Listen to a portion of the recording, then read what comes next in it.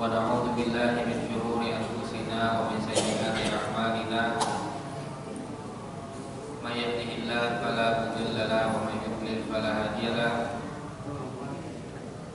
أشهد أن لا إله إلا الله وحده لا شريك له وأشهد أن محمدا عبده ورسوله أما بعد. Bapak-bapak, ibu-ibu yang dimuliakan oleh Allah Subhanahu wa taala, alhamdulillah kita bersyukur kepada Allah Subhanahu wa taala atas limpahan nikmat dan karunia Allah, di antaranya kesehatan, sehingga kita bisa melaksanakan sholat maghrib secara berjamaah. Pada kesempatan yang telah lalu sudah kita sampaikan keseharian Nabi Muhammad SAW, di antaranya sidin ketika bangun, sampai bagaimana Nabi SAW sambahyang mengimami para sahabat. Bila turun Nabi sambahyang dan berzikir segala macam, maka para sahabat ini memaraki Nabi SAW. Nabi ini diculingi. Maka di sini Nabi SAW terkadang menyampaikan nasihat kepada para sahabat, nasihat yang ringkas, cuman sahabat saat itu meneteskan air mata karena saking luar biasanya nasihat yang Nabi sampaikan. Terkadang juga hingga sampai yang subuh Nabi ini bertahun lawan para sahabat, siapa di antara kalian yang bermimpi kisahkan, sidin akan menafsirkan, mulut menafsirkan. Maka di antaranya Abdullah bin Salam, sidin berkisah malam tadi belum bermimpi wahai Rasulullah. Jadi Abdullah bin Salam ini sahabat Nabi, aslinya adalah orang Yahudi. Dan Abdullah bin Salam termasuk tokoh atau orang yang paling berilmu masalah agama Yahudi dari Bani Israil. Orang Madinah yang paling paham masalah agama itu adalah Abdullah bin Salam.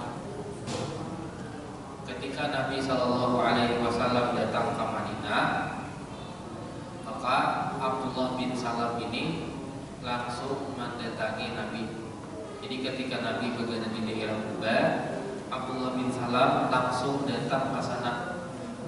Hingga itu ini bertakun lawan Nabi SAW.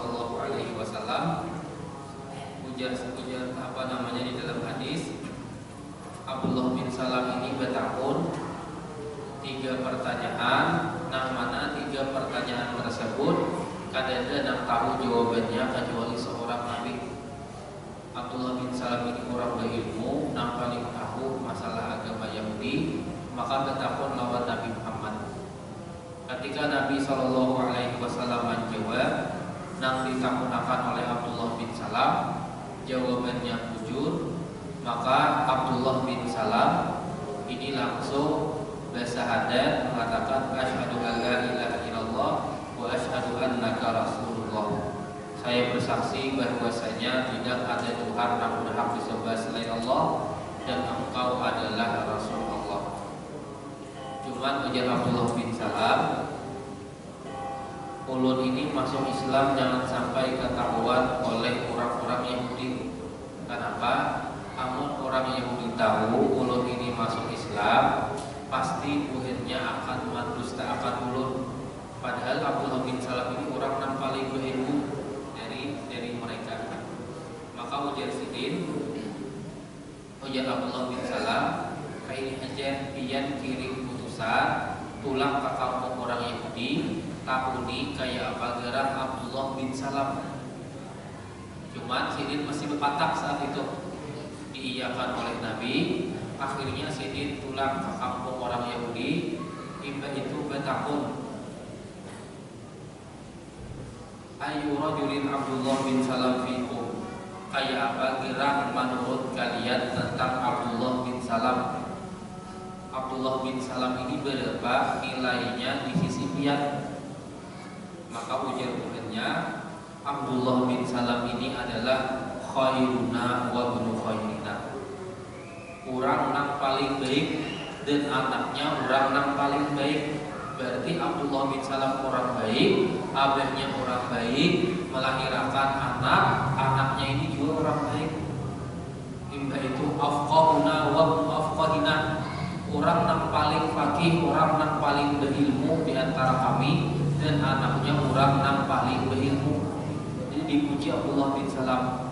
Saat itu Abdullah bin Salam masih debatkan, lalu muncul. Maka ujar Nabi, ara'aitum in aslama Abdullah bin Salam. Kayak apa menurut kalian amun seandainya Abdullah bin Salam ini masuk Islam? Maka jawabannya, a'adahullahu min dzalik. Mudah-mudahan Abdullah bin Salam dijaga jangan sampai masuk ke dalam Islam. Diulangi ulang oleh Nabi. Kayak apa amun seandainya Abdullah bin Salam ini masuk Islam? Mudah-mudahan dijaga jangan sampai masuk Islam. Maka tiba-tiba Abdullah bin Salam tadi muncul langsung mengucapkan asyhadu an la ilaha illallah wa asyhadu anna muhammadar rasulullah. Saya bersaksi bahwasanya tidak ada Tuhan yang berhak disembah kecuali Allah semata-mata, dan saya bersaksi Nabi Muhammad adalah utusan Allah. Maka orang-orang Yahudi mendengar Abdullah bin Salam mengucapkan syahadat, mereka langsung mengucap syarruna wa ibnu syarrina. Abdullah bin Salam orang yang paling buruk di antara kami. Wa ibnu syarrina, dan anaknya orang yang paling buruk di antara kami. Jahiluna wa ibnu jahilina, orang yang paling bodoh di antara kami, dan anaknya orang yang paling bodoh di antara kami. Makanya ketika Nabi di Madinah, orang-orang Yahudi yang masuk Islam ini kalau dihitung jadi saikit. Sebujurnya mereka tahu apa yang dibawa oleh Nabi Muhammad ini bujur, cuma mereka mengingkari karena Nabi Muhammad lain dari Bani Israel. Yang mereka kehendaki nabi-nabi ini dari Bani Israel, nabi terakhir dari Bani Israel. Bisa bagaimana nabi-nabi sebelumnya ini dari Bani Israel, Nabi Ibrahim, Ismail, Ishak, Yakub, ini dari Bani Israel. Bukannya hendak Nabi Muhammad ini juga dari Bani Israel. Sekalinya justru dari orang Arab. Padahal di Madinah ini sudah menghadapi orang-orang Yahudi, menghadapi Nabi terakhir. Bahkan sebelum Nabi ke Madinah, bila orang Madinah tapakwal lawan orang Yahudi, maka pasti orang Yahudi ini menjawab, satu umat lagi akan diutus Nabi, kami mengumpati Nabi tersebut dan kami akan membinasakan dia. Bila tapakwal itu disambat, jadi secara kada langsung hanya berdakwah mendakwakan Nabi Muhammad sallallahu alaihi wasallam. Tapi ketika Nabi Muhammad datang, nang didakwahi ini masuk Islam, mereka nang mendakwahi orang Yahudi ini kada hendak masuk ke dalam agama Islam. Maka di antara nama masuk Islam ini juga Sofia. Sofia ini bininya Nabi. Abad Sidin itu tokohnya orang Yahudi. Jadi ketika Nabi datang ke Madinah, Abad Sofia, Paman Sidin, Abu Yasir, ini langsung subuh-subuh hari masih kadang tulang kabuban melihati Nabi terakhir. Semangat tulangnya, kulitnya awak ini pinang, kada semangat lagi berpandir kulir segala macam. Maka Sofia tadi mulai menghibur Abah lawan Paman Sidin. Kenapa? Tulang semangat, kulitnya pinang, kada ada tenaga lagi asam yuk. Imbah itu nang Paman menyambat lawan Abahnya Sofia, itu orangnya dan Abah tinggi. Pian tahu gerang secara rinci dan sifat-sifatnya desa bujur itu. Ujian Abah tinggi. Kayak apa sifat dia? Jerabahnya Sofia, ulun akan memusuhinya selagi umur ini masih ada. Nang dikisahkan itu sekalinya adalah Nabi Muhammad Sallallahu Alaihi Wasallam. Makanya Sofia menjadi istri Nabi Sallallahu Alaihi Wasallam. Jadi kembali lagi, hingga sampai yang subuh, Nabi ini kadang bertakut masalah mimpi para sahabat. siapa yang bermimpi, kisahkan sidin akan menafsirkan mimpi tersebut. Maka diantaranya yang bermimpi itu adalah Abdullah bin Salam. Ujar Abdullah bin Salam, kalau ini bermimpi malam tadi seakan-akan berada di sebuah taman. Tamannya luas, tamannya hijau. Di tengah-tengah taman ini ada tiang dari besi menancap kuat ke tanah, menjulang tinggi ke atas langit. Di ujungnya ini ada tali. Maka tiba-tiba ada pelayan yang menyuruh naik irqah, naik Abdullah bin Salam. Ujar Abdullah bin Salam, menurut kada kawan naik, kayak apa naiknya? Maka pelayan tadi langsung memutih belakangnya Abdullah bin Salam, ditarik. Tiba-tiba Abdullah bin Salam sudah berada di atas tiang yang paling ujung. Di sana ada tali, diikuti oleh Abdullah bin Salam. Sekalinya sidin tabangun, tahajud tabangun, dikisahkan lawan Nabi Shallallahu Alaihi Wasallam. Maka ujar Nabi, mimpi pian dan pian lihat taman di dalam mimpi itu adalah agama Islam diibadatakan taman. Adapun tihang yang pian lihat dalam mimpi itu adalah tihangnya agama Islam. Adapun tali yang pian lihat, yang pian putih itu adalah tali kebenaran. Ketika pian memutih tali tersebut, berarti pian senantiasa berada di atas kebenaran sampai pian ini meninggal dunia. Maka imbah majelis pertama tutup, Nabi Shallallahu Alaihi Wasallam bulik mengilangi manuntii istri-istri beliau. Jadi satu persatu istri-istri Nabi Shallallahu Alaihi Wasallam dituntii. Maka bila sudah manuntii bini sidin, maka Nabi ini boleh pulang ke masjid sampai yang tahiyatul masjid. Tahiyatul masjid. Ila atamma sallallahu alaihi wasallam tawafahu ala nisa'ihi ada ilal masjid. Bila Nabi sudah tutup mengilangi bini-bini sidin, maka Nabi ini berbulik pulang ke masjid. Fa idza dakhalahu shalla tahiyatul masjid inda sariyah. Maka ketika Nabi ke masjid, sidin sambayang di tihang ngarannya Sariyatul Muhajirin, tihangnya orang-orang muhajirin. Jadi nyaman sampai yang di sana, hanya bersandera di tihang ini paling nyaman sudah. Maka itu tihangnya ini andaknya wahya mutawassithah fi raudhah asyarifah. Andaknya di tengah-tengah raudhah. Jadi di raudhah di tengah-tengahnya itu ada tihang dari ngarannya tihangnya orang-orang muhajirin. Maka Nabi bila ke masjid pasti sampai yang dulu di sana di tihang Sariyatul Muhajirin. Bila tuntung sampai yang, maka Nabi Sallallahu Alaihi Wasallam duduk. Tsumma yajlisu syarqil masjid fi raudhah asyarifah. Duduk di sebelah timur dari raudhah, yaitu di sebelah timurnya ini kamarnya Aisyah, hujrahnya Aisyah, mustanidan ila hujrati Aisyah radhiyallahu anha. Jadi bersandar di dinding kamarnya Aisyah.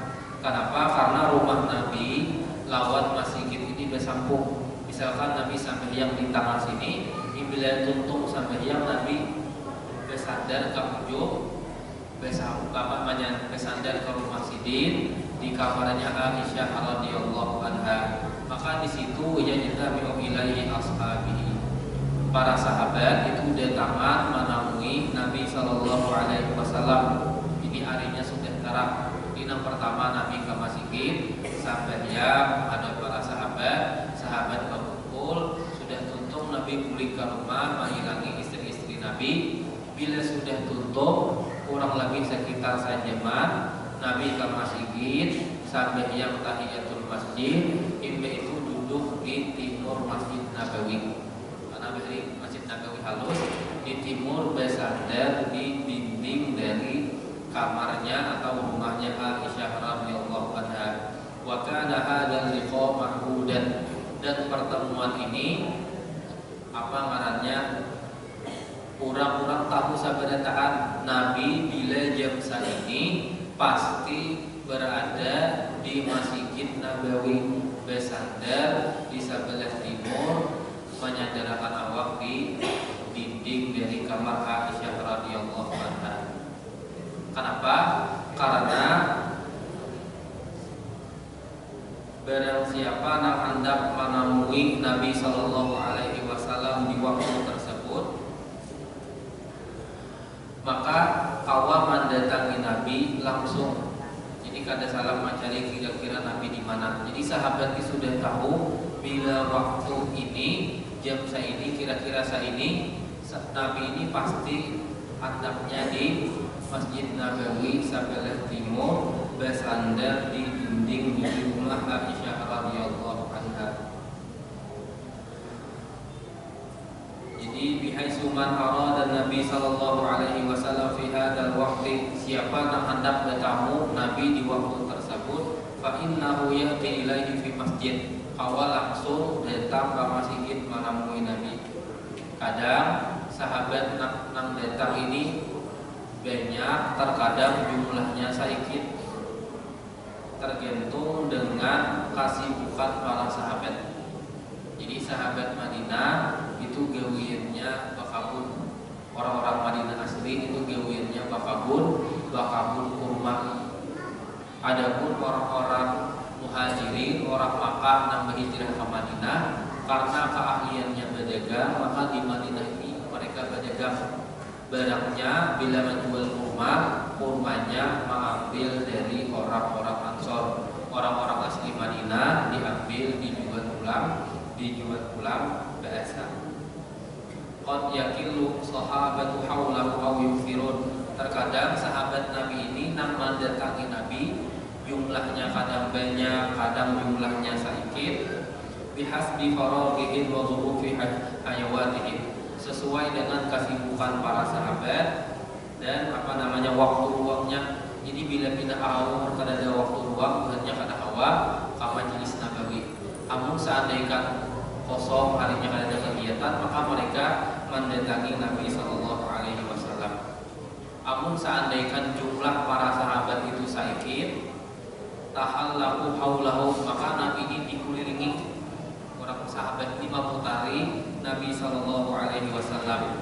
Fa in kanu katsiran, apabila jumlah sahabat ini banyak, maka jalasu simata ini anjan bataihi hatta yasil ilaihi wafid, maka sahabat ini maulah sab, jadi dua sab, satu sab lawan dua sab, tengahnya ini tangannya kosong. Dan apabila Nabi ini jalasa ila ashabihi tahaddasa ilaihim, Nabi ini bila sahabat itu datang di majelis ini, maka Nabi berbincang-bincang, berpandir-pandir lawan para sahabat. Dan Nabi sallallahu alaihi wasallam adalah manusia yang paling fasih dalam berucap dan bertutur kata, wa a'dabuhum hadisan, dan manusia yang paling baik dalam berucap. Dan Nabi bila mengucapkan ucapan sidin ini paling jelas, laisa kalamuhu haddan masmu'an, Nabi itu bila berpandir kada terlalu cepat, wala bati'an mutaqatti'an, dan kada juga terlalu lambat sampai tambah-tambah. Innama huwa faslun bayyinun, akan tetapi Nabi ini bila berucap faslun, kata per kata diucapkan secara jelas, bayyinun, jadi diucapkan kata per kata, imbah itu kata Nabi ini sabarataan jelas. Jadi barang siapa bila mendengar Nabi ini mengucapkan sesuatu, siapa aja yang mencoba hendak menghitung berapa kata Nabi mengeluarkan, niscaya bahwa menghitungnya. Sebagaimana hadis yang diriwayatkan oleh Aisyah radhiyallahu anha, ujar Aisyah, maka Rasulullah sallallahu alaihi wasallam yasridul hadisa kasardikum hada. Nabi ini bila berpandir kadang kayak ulet biang menyampaikan kepada para sahabat. Pandirannya ini kadang putus-putus, sambung terus. Walakin kana yatakallam bikalamin bayyinin faslin, akan tetapi ujar Aisyah, Nabi ini bila berpandir, ucapan sidin ini jelas, bayinin, imba itu faslin, kata per kata diucapkan dan jelas. Yahfazuhu man jalasa ilaihi, siapa nang duduk mandangarakan hadis Nabi, hendak menghafal, niscaya bahwa menghafal hadis tersebut. Karena Nabi bila mengucapkan hadis, sidin ini menyampaikan kada panjang-panjang. Imba itu diucapkan secara kata per kata dan jelas, bahkan kadang diulang sampai 3 kali. Paling panjang hadis itu kurang lebih 3 barisan. Cuman kenapa kadang kita dapati hadis itu panjang hampir sehalaman. Itu rata-rata bila hadisnya panjang dalam bentuk kisah atau tanya jawab. Jadi Nabi bertahun, sahabat menjawab. Nabi bertahun, sahabat menjawab, sehingga menjadi panjang. Atau dalam bentuk kisah. Cuman bila hendak melihat hadisnya langsung, teksnya, maka hadis tersebut pasti handap. Nah, terkadang juga ketika Nabi di majelis yang kedua sidin, Nabi Shallallahu Alaihi Wasallam ini memulai dengan tanya jawab. Kadang Nabi bertahun, sahabat menjawab, banyak Nabi hanya membalasakan pulang balasan. Di antaranya sebuah hadis Nabi Shallallahu Alaihi Wasallam di majelis sidin. Jadi ketika sahabat datang, Nabi ini bertakun, ujar sidin, ala unabbiukum bi akbaril kabair. Tahulah Tuhan pian dosa apa nak paling kenal. Sehingga sahabat ini ketika Nabi bertakun, perhatian sahabat ini terfokus memikirkan apa yuk kira-kira dosa nak paling kenal. Jadi Nabi bertakun sehingga sahabat ini memikirkan. Ujar Nabi, ujar para sahabat, bala ya Rasulullah, tentu wahai Rasulullah. Napa kira dosa yang paling kenal? Maka ujar Nabi, al-isyraku billah wa uququl walidain wa syahadatu zur. Dosa yang paling kenal itu adalah syirik kepada Allah, durhaka kepada orang tua, dan melakukan persaksian palsu. Jadi lain kisahnya, sahabat itu kadang meresapi amun seandainya Nabi menyebut dosa yang paling kenal syirik kepada Allah, dosa kepada orang tua, dan persaksian palsu. Rasanya ini lain amun seandainya Nabi langsung menjelaskan lawan Nabi bertakun, sahabat, napa gerang dosa yang paling kenal. Maka sahabat ini memikirkan dahulu. Ketika Nabi menyampaikan, oh sekalinya ini, maka Nabi sampaikan ini langsung masuk ke dalam hati mereka dan sahabat ini langsung menghafalnya. Maka diantaranya juga Nabi ini bertakun lawan sahabat, ujar Nabi, atadruna manil muflis. Tahulah pian berataan siapa gerang kurang nang bangkrut itu. Maka sahabat memikirkan kurang bangkrut ini apa juga. Imbah dipikirkan bukannya menjawab, al-muflisu fina man la dirham lahu wala mata. Kurang nang bangkrut ini wahai Rasulullah, kurang nang kada berisi duit dan kada berisi harta lagi. Sabaretan hartanya ini habis. Maka maksud Nabi ini lain bangkrut itu. Para sahabat memikirkan bangkrut di dunia. Maka Nabi langsung menjawab, ujar sidin, innal muflisa, sesungguhnya kurang nang dasar bujur bangkrut itu adalah min ummati, dari umatku, man ya'tiya yaumal qiyamah bi sholatin wa siyamin wa zakatin. Orang tersebut pada hari kiamat membawa banyak pahala sembahyang, pahala puasa, pahala zakat dibawa. Cuman orang tersebut ketika di dunia wa ya'ti qad syatama hada, orang tersebut di dunia mencaci orang lain, menghina orang lain, wa qadafa hada, menuduh orang lain tanpa bukti macam-macam, wa akala mala hada, memakan harta orang lain, wa safaka dam hada, hingga itu mengalirkan membunuh orang lain, wa daraba hada, memukul si fulan orang lain berkumpul, maka akhirnya fayu'ti hadza min hasanatihi. Pahala nakinya banyak kumpulakan tadi diberikan kepada orang-orang nakinya zalimi sabarataan. Fa in faniyat hasanatuhu, ketika pahalanya ini sudah habis, masih ada orang nakinya zalimi belum dapat pahala, akhirnya qabla ayyaqdiya ma'alaihi ukhidha min khotayatihim, dosa orang nakinya zalimi tadi diambil, diunjuk ke inya, dilemparkan ke inya, pahalanya habis, dosanya bertambah. Summa qaraha finnar, imbah itu orang tersebut dilemparkan ke dalam api neraka. Maka sahabat langsung membayangkan, oh kayak ini sekalinya orang nang rugi sebujur-bujurnya rugi. Kami salah paham, kami kira rugi di dunia, sekalinya rugi nang sebujur-bujurnya rugi adalah rugi ketika di akhirat. Terkadang juga di majelis Nabi yang kedua ini, Nabi ini memancing para sahabat supaya berpikir. Jadi menyuruh para sahabat Nabi bertakun, sahabat ini memikirkan sesuatu. Dalam sebuah hadis Nabi ini suah bertakun. Jadi ketika sahabat duduk, kadang mengelilingi Nabi, kadang di belah dua saf, maka ujar Nabi, akhbiruni bi syajaratin tusbihur rajul muslim.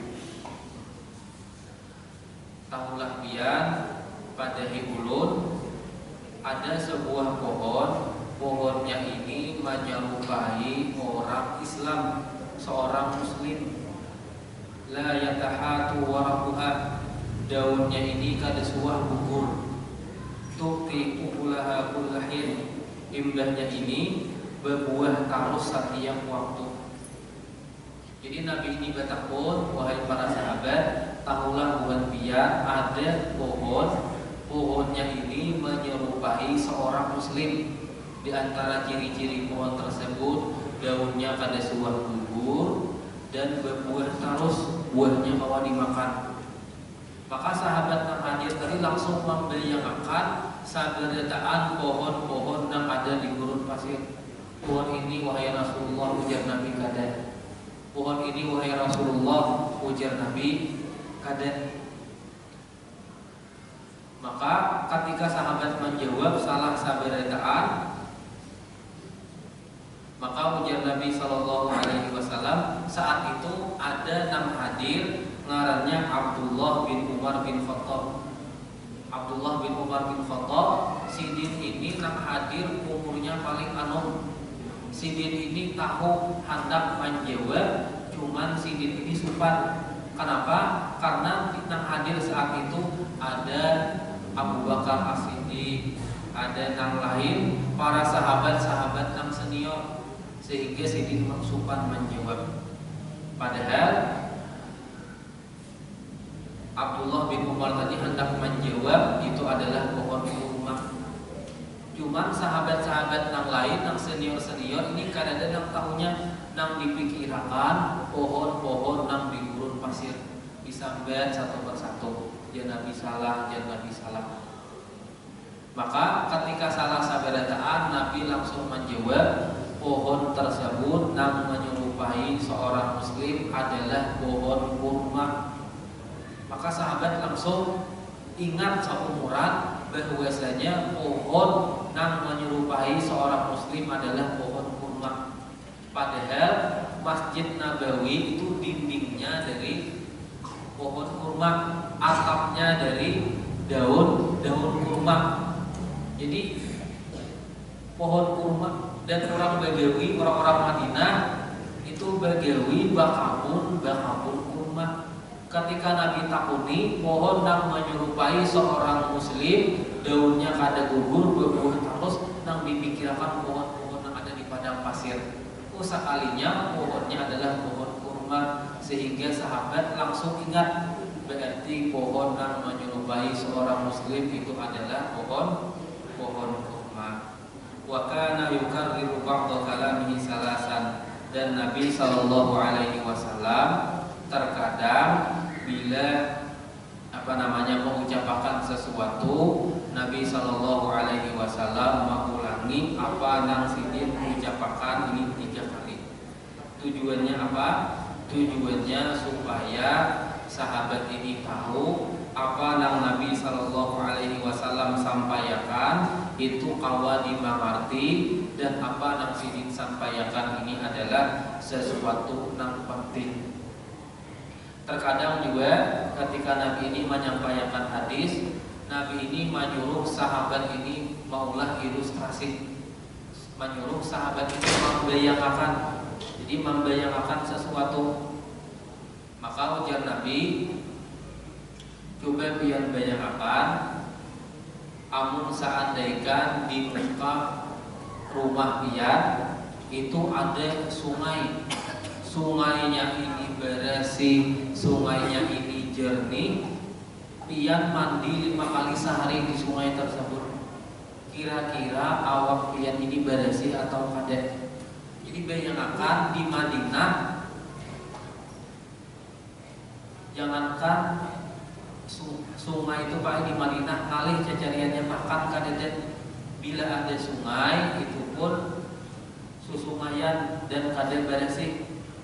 Maka Nabi di zaman itu ketika banyu ngalih mencari, Nabi menyuruh sahabat membayangkan membuka lawang, ada sungai nang bersih, nang jernih, banyunya deres, mandi 5 kali sehari di sungai tersebut. Ini kayak apa bayangan para sahabat? Setiap hari yang dilihat adalah pasir, panas, gurun, suruh membayangkan sungai. Maka para sahabat menghayalkan, namun seandainya mandi di sungai 5 kali sehari, otomatis awak ini kada ada rijimnya, kada badaki sama sekali. Maka ujar para sahabat, orang tersebut akan bersih taros wahai Rasulullah. Maka ujar Nabi, kayak itu juga bila orang ini sampai yang 5 waktu, maka akan menghapuskan dosa-dosanya.